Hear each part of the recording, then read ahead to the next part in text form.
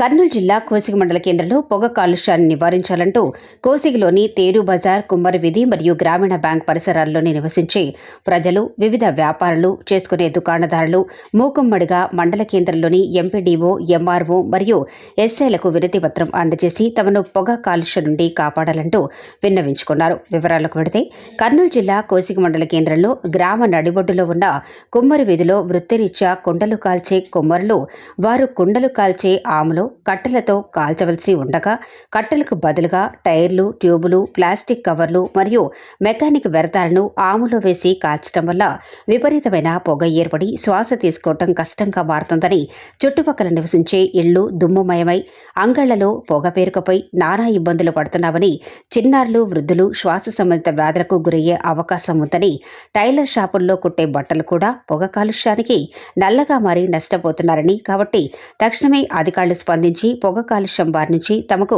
విముక్తి కలిగించాలని అధికారులకు విన్నవించుకున్నారు. కాంప్లెక్స్ ఆవరణంలో ఉండే కుమ్మర బట్టీల వాళ్ళ కోసం మేము ఈరోజు ఆర్ఐ సార్ వాళ్ళకు, ఎంపీఓ సార్ వాళ్ళకు అర్జీ రూపంలో తెలియజేయడం అనేది సమస్యని.